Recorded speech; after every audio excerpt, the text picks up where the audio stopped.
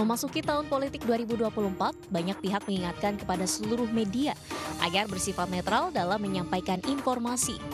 Catatan soal ancaman terhadap kemerdekaan pers Indonesia juga diwanti-wanti oleh Aliansi Jurnalistik Independen atau AJI. Politik praktis dinilai akan merusak reputasi media dan jurnalis. Selaku organisasi wartawan, Aliansi Jurnalistik Independen mengaku memiliki hak moral untuk mengingatkan. Media diharapkan jangan sampai digunakan sebagai tunggangan untuk sebuah kepentingan politik satu pihak.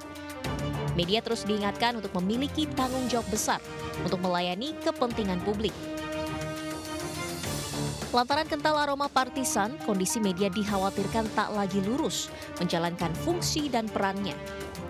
Kode etik jurnalis harus terus dipegang teguh dalam peliputan pemilu. Sebut saja ketika menyajikan informasi dari lembaga survei.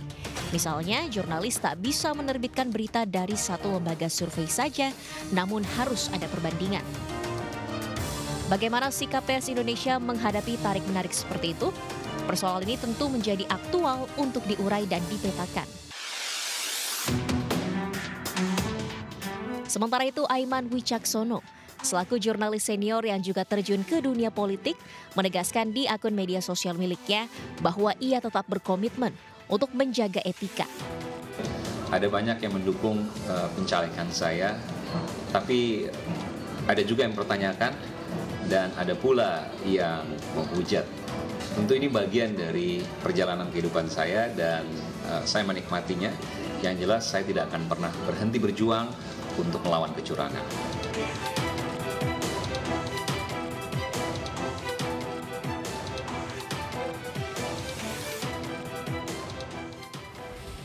Ya, pemirsa, tamu saya yang kedua malam hari ini, gimana ya bilangnya? Berangkat dari rekan kerja sama-sama begitu, hampir sama-sama setiap hari. Kemudian sekarang saya akan berhadapan langsung dalam agenda yang bisa dibilang berbeda. Kami berdua sama-sama mengabdi pada akurasi data dan informasi yang disajikan kepada penonton. Tapi sekarang tampaknya saya harus siap-siap melepas ia terbang, mengabdi kepada rakyat. Reinhard Sirait, manajer MNC News sekaligus bakal caleg Partai Perindo. Selamat malam, Reinhard. Selamat malam, Fani. Ini rasanya kayak ngobrol biasa ya. Sebenarnya. Ini saya akhirnya diwawancara sama Fani Maniar. Saya akhirnya bisa mewawancarai Reinhard Sirait. Tapi saya dari dulu sampai sekarang penasaran sebenarnya. Kenapa, dan juga awal tentunya, ketika Reinhard ini memutuskan, oke, saya maju jadi calon legislatif. Sebetulnya ceritanya cukup panjang juga ya, Fan. Jadi menjadi bacalek atau berarti turun langsung ke dunia politik praktis itu memang sudah menjadi salah satu apa yang pernah saya pikirkan gitu, karena saya memang secara pendidikan, kemudian juga isu yang saya kawal, yang Fani juga mungkin juga tahu gitu ya, saya mengawal isu politik dan demokrasi. Jadi ketertarikan itu sudah mulai ada, dan saya pikir mengapa kemudian saya tidak ikut terjun langsung, sehingga apa yang bisa saya lakukan bisa lebih besar kontribusinya, meskipun juga sebagai jurnalis kita punya kontribusi yang besar dalam mengawal isu-isu politik dan juga demokrasi. Jadi ketika saya tahu bahwa ruang-ruang politik kita itu harus diisi oleh orang-orang yang punya kompetensi gitu. Fani, saya juga pastikan kita seringlah ya diskusi, kita ngobrol, kita kerap kali bertemu dengan para elit politik misalnya. Sedihnya adalah kadang-kadang kita menemukan ada yang tidak sesuai dengan apa yang kita harapkan. Gitu. Nah, sebagai jurnalis yang ikut mengawal itu, saya pikir karena kita juga punya kepentingan menyuarakan apa yang menjadi aspirasi masyarakat, dan juga kita seringkali melakukan komunikasi dengan para pemangku kebijakan, para elit politik, kita punya jembatan di situ. Kita bisa punya peran yang cukup besar ketika akhirnya menjadi seorang anggota legislatif. Itu yang kemudian saya berpikir, oke, it is time untuk turun dan mewakili apa yang saya mau wakili, menyuarakan apa yang saya mau suarakan, apalagi di 2024 itu pemilih muda, usia-usia kita gini, anak-anak muda, itu mendominasi kan, 50% lebih. Gitu. Ya, yang paling tepat untuk mewakili kita ya, kita orang-orang yang kemudian juga tidak terlalu jauh dengan kita gitu. Jadi saya pikir ya 2024 ya saatnya untuk untuk Maju. gitu. Tapi kan gini ya, kalau misalnya apalagi kalau kita sudah melihat bagaimana contoh-contoh yang sudah ada begitu. Stigmanya kan ketika kita punya idealisme tadinya Reinhard, terus kemudian ketika kita turun langsung ke dunia tersebut, kita bisa jadi berubah, kita bisa jadi mengikuti arus. Ada ini enggak apa ya namanya semacam persiapan begitu supaya tidak terjerumus dalam praktik-praktik ilegal, praktik-praktik yang ya kita tahulah gitu sangat sulit begitu untuk diberantas di dunia perpolitikan, di gelanggang politik negara ini. Gimana caranya? Caranya saya sendiri sudah berkomitmen bahwa ketika nanti saya turun, saya tidak mau menggunakan politik uang. Itu dulu tuh, dari situ dulu saya menggunakan media-media lain yang itu tidak melanggar atau tidak mengesahkan jalur-jalur curang. Nah, kalau dari awalnya saja kita sudah tidak menggunakan cara-cara kayak begitu, saya sih yakin bahwa dalam perjalanannya nanti ketika misalnya dipercaya, kita bisa menghindari dari hal-hal yang seperti itu. Karena kita kan sering melihat ya bagaimana para pemangku kebijakan, para elit itu ditangkap terkait dengan kasus-kasus korupsi misalnya. Karena yang kita sering cermati adalah proses di awalnya saja sudah tidak baik kan, gitu. Nah, makanya ketika kita turun ini di era yang sudah sangat terbuka ini ada banyak sekali saya yakin jalur-jalur lain yang kita juga memberikan pendidikan politik kepada masyarakat. Ada banyak platform lain yang bisa kita gunakan supaya kita terhindar dari praktek-praktek lancung seperti itu, gitu. Jadi di beberapa negara sudah terbukti bahwa seorang calon presiden misalnya bisa terpilih hanya karena dia masif menggunakan sosmed. Itu kan murah ya, kampanye murah tapi berimpact, ya kan? Terus kita punya gagasan yang bisa diterima dan memang make sense gitu. Jadi untuk menghindari kita terbawa arus itu dari awal kita mau terjun, kita udah harus membentengi diri. Kalau saya sih begitu mikirnya. Jadi ya mudah-mudahan komitmen itu bisa terus saya teruskan dan konsisten. Tentu harapannya begitu sehingga nggak terhindar dari hal-hal yang negatif lah, yang berbahaya. Tapi tenang, walaupun nanti Reinhard terjun begitu ya, pemirsa, mencalonkan diri, kemudian melaksanakan tugasnya mulai dari kampanye, dan kalau jadi amin ya robbal alamin jadi gitu sebagai legislator, teman-temannya yang tentu saja tidak akan melupakan, tetap akan mengawal, menjaga Reinhard tetap berada di jalan kebaikan. Karena seperti hubungan ya, kalau diawali dengan niat baik kan biasanya prosesnya jadi baik, dan sebaliknya kalau niatnya jelek prosesnya makanya juga. Makanya semua itu tergantung awal niatnya apa. Niatnya mau memperkaya diri, niatnya mau mencari keuntungan, ya itu berarti sudah pasti tuh dalam perjalanannya ya nggak akan ada aja ya. Ya pasti akan tergoda gitu. Tapi kalau niat awalnya adalah kita mau membawa isu yang kita kawal, kita punya keyakinan bahwa kita bisa berbuat lebih, bukan untuk memperkaya diri, ya sepanjang perjalanannya saya pikir akan baik. Dan sekarang banyak kok politisi-politisi yang baik, banyak kok politisi-politisi yang tidak terjerat kasus hukumnya, itu juga bisa menjadi contoh tuh. Jadi jangan kemudian juga kita hanya melihat beberapa orang saja, kemudian tuh jadi stigma bahwa semuanya berarti begitu. Kasian dong para legislator gitu ya, yang masih jujur, masih bersih, dan itu banyak saya yakin. Oke. Nah, bicara mengenai isu yang dibawa, ingatkan saya lagi, berarti Reinhard DPRD, caleg DPRD DKI Jakarta. Dapil? Rencananya Dapil DKI 6. Nah, berarti DKI 6 itu Jakarta Timur ya? Jakarta Timur itu Kecamatan Cipayung, Pasar Rebo, Cibubur, dan sekitarnya di situlah. Nah, di situ memang tempat saya lahir dan besar. Oh gitu, my God, manja. Ini istilah yang biasa saya gunakan kalau saya sedang ngobrol biasa dengan Reinhard. Nah, berarti isu apa yang kira-kira akan Reinhard bawa gitu, terutama kalau kita bicara mengenai konstituen anak muda, milenial? Nah, karena saya sudah ya dari lahir di sana ya, berinteraksi dengan masyarakat di sekitar DKI 6, saya sudah tidak begitu asing lah dengan bagaimana pola interaksi kebutuhan masyarakat di sana. Memang secara spesifik saya sudah melihat bahwa kalau Jakarta Timur itu kan memang daerah yang pusat tempat orang tinggal ya, pemukiman.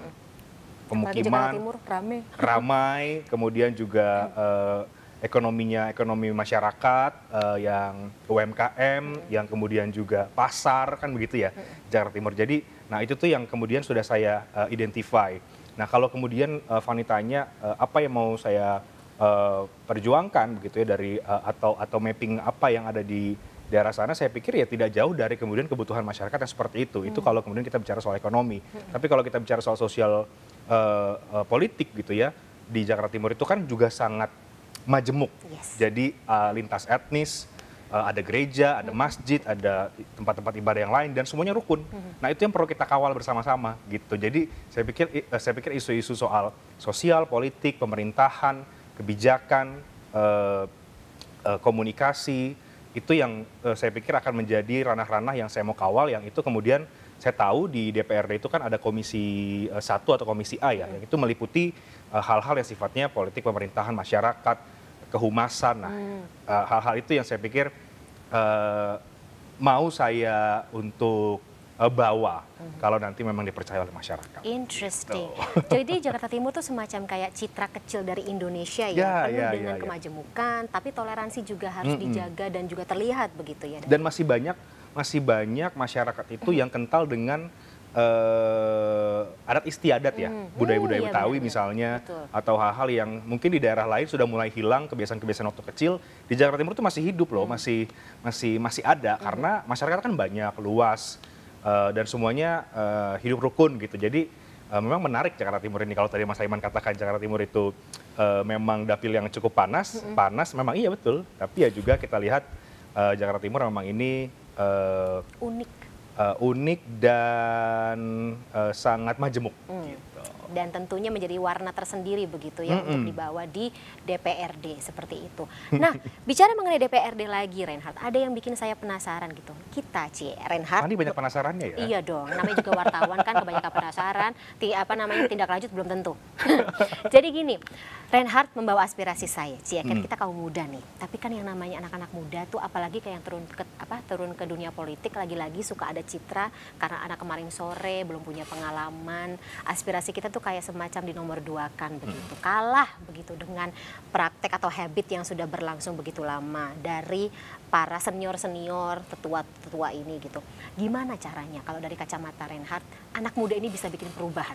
Banyak yang mungkin antipati ya anak muda dengan politik, dan akhirnya pun banyak juga yang melihat bahwa anak muda itu belum saatnya ada di politik gitu. Nah, kalau berbicara soal itu ya saya pikir memang ini tahunnya anak-anak muda, sudah jelas secara data juga pemilihnya pemilih muda. Jadi ya memang tidak bisa kemudian langsung mengubah bahwa politik harus diisi semua anak muda. Memang nggak akan bisa begitu, karena kan juga masih banyak senior-senior yang punya kemampuan, yang juga punya kapabilitas, yang punya pengalaman, yang juga masih layak di sana. Tapi perlahan-perlahan itu sudah harus digaungkan semangat anak muda terjun ke politik, dan saya pikir sekarang udah mulai banyak sih ya, udah mulai banyak yang tertarik terjun, bahkan sudah menjadi anggota DPR RI atau DPRD, ya pelan-pelan lah, pelan-pelan dengan ditunjukkan bahwa menteri juga udah ada anak muda gitu, jadi pelan-pelan lah kita mulai masuk, sudah mulai bisa berbuat lebih. Nah contoh yang paling baik adalah ketika kita sendiri itu menjadi contoh ke masyarakat bahwa anak muda itu oke gitu. Jadi jangan sampai nih kita yang muda ini ketika terjun ke politik justru menjadi contoh yang buruk, malah jadi orang jadi males gitu, malah jadi nggak mau lagi mau terjun ke politik. Jadi contoh yang terbaik adalah dari kita sendiri sih yang memang mau turun ke dunia politik gitu, Pak. Oke. Terakhir mungkin Reinhardt, karena saya sudah di sounding ini sebenarnya masih banyak lagi yang bikin saya penasaran, tapi mungkin sebagai closing statement sekaligus. Apa yang ingin Reinhardt ubah dari Jakarta khususnya karena sebagai calon legislatif DPRD ya? Apa yang perlu diperbaiki? Apa yang perlu kita sempurnakan begitu dari yang namanya Jakarta? Pertanyaan serius ini ya.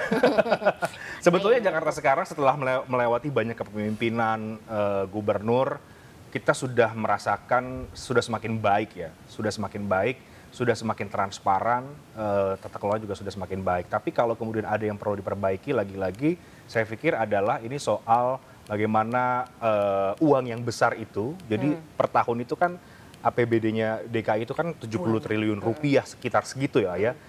Nah Fani bayangkan aja uang sebanyak itu kalau kemudian tidak disalahgunakan, itu kan bisa sekali untuk berdampak kepada masyarakat, bisa sekali untuk menggunakan program-program yang prioritas. Nah, itu yang perlu kita kawal tuh, bahwa dari uang itu digunakan ke program prioritas, bukan program-program asal-asalan, hanya sekedar bikin program, hanya sekedar ngabisin anggaran, tepat guna.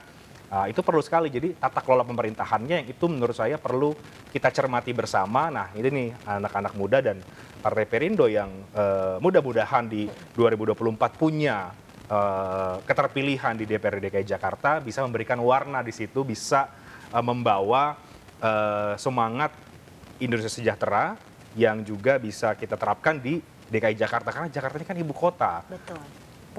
Pusat semuanya begitu. Sekarang masih ibu kota, nanti kan sudah berganti ya, tapi kan ini pusat. Tapi tetap kegiatan ya. Iya, jadi ya saya pikir soal tata kelola dan juga pengawasan anggaran sebagai fungsi legislatif itu yang perlu dikedepankan. Nice, ini menjadi sebuah perubahan. Niatnya sih ingin menjadi sebuah perubahan dan saya benar-benar mengaminkan. Saya benar-benar berdoa agar niat baik untuk mengubah sesuatu menjadi lebih baik lagi ini dijabah oleh Tuhan yang Maha Kuasa. Amin, semoga diberikan kepercayaan juga oleh masyarakat sehingga kita bisa punya warna baru lah, energi baru buat Jakarta, energi muda Jakarta. Energi muda Jakarta. Ih, cakep dibuatlah jadi bumper buat jadi tagline Reinhard Sirait berikutnya. Baik, Reinhard, terima kasih sekali atas informasinya, berbagi gitu, informasi kayak narasumber. Ini kan bukan narasumber biasa ya. Nanti obrolan yang lain kita lanjutkan setelah ini ya. Tentu saja. Terima kasih Reinhard, kita ketemu lagi ya di next session lebih tepatnya. Setelah ini lebih tepatnya ya. Setelah program One on One ini berakhir. Terima kasih Reinhard ya, salam sehat selalu sukses selalu ya. Pemirsa, masih ada satu narasumber lagi, masih ada satu tamu lagi yang akan mengisi program One on One malam hari ini dengan tajuk bagaimana perjuangan jurnalis di jalan politik. Siapa dia? Tetap bersama kami. One on One akan segera kembali.